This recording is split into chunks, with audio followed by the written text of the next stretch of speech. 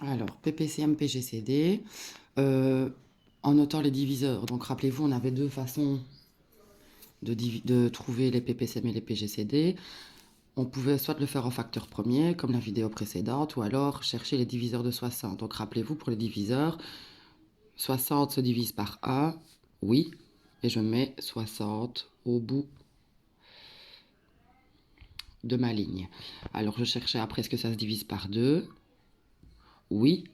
60 divisé par 2, 30. Et je le mettais de nouveau à l'autre bout. Est-ce que 60 se divise par 3? Oui. 60 divisé par 3, 20. Est-ce que 60 se divise par 4? Oui. Ça fait 15. Est-ce que 60 se divise par 5? Oui. Ça fait 12. Est-ce que 60 se divise par 6? Oui. Ça fait 10.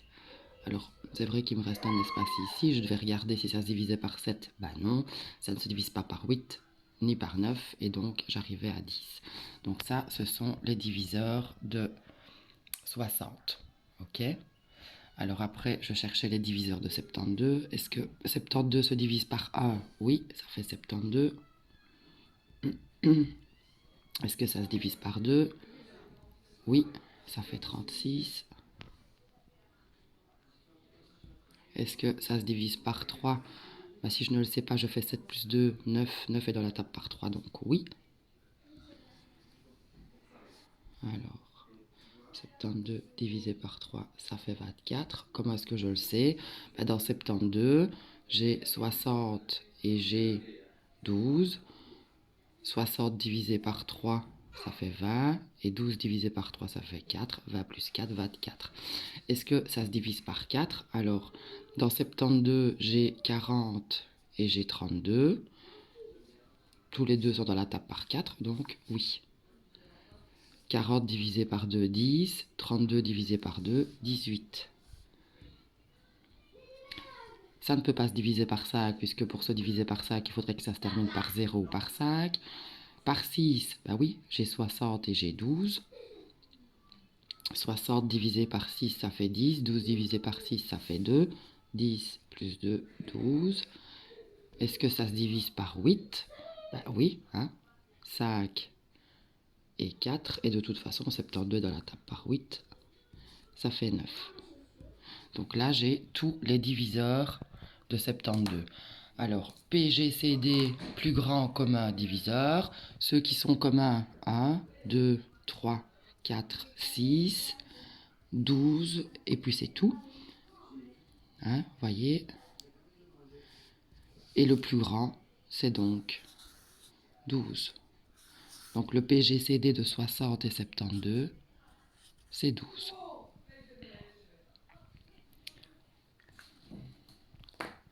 Alors,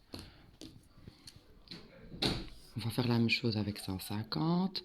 Est-ce que 150 se divise par 1? Bah oui, ça fait 150. Est-ce que ça se divise par 2? Bah oui, puisque ça se termine par un 0, donc oui, ça fait 75. Est-ce que ça se divise par 3? Bah 15 étant dans la table par 3, oui, ça fait 50. Est-ce que ça se divise par 4? Dans 150, j'ai 120 et 30. 30 n'étant pas dans la table par 4, non. Est-ce que ça se divise par 5? Oui. 150 divisé par 5, ça fait 30.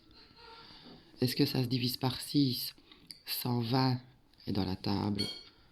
Enfin, 12 est dans la table par 6. Et 30 aussi. Donc, si je fais 120 divisé par 6, ça fait 20. Si je fais 30 divisé par 6, ça fait 5. Donc, 25.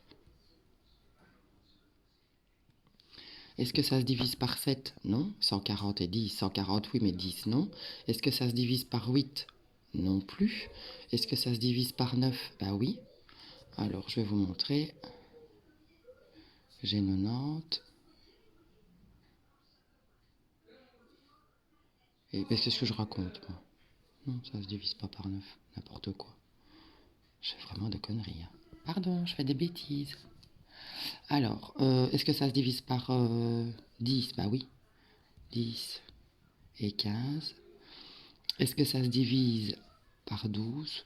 Enfin, par 11, non. Par 12, non. Donc, voilà, on a les diviseurs de 150. Et je m'excuse encore d'avoir dit une bêtise. Alors, 210, 1 et 210. 2 et 105. 3 et 70. 4, non. 5. Alors, 200 divisé par 5, ça fait 40. Et 10 divisé par 5, ça fait 2, donc on est à 42. Par 6, dans 110, j'ai 180 et j'ai 30. Donc oui.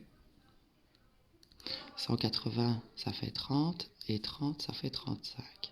Enfin, ça fait 5. Donc 30 plus 5, 35. Par 7, ça fait 30. Par 8, bah non. Par 9, non plus. Par 10, oui. Ça fait 21. Et puis le reste, non. Donc nous voici avec tous les diviseurs de 150 et de 110. Donc on prend les communs.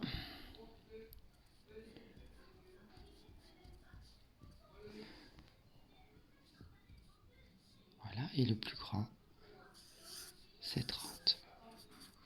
Vous pouvez vérifier ça en décomposant aussi en facteur premier.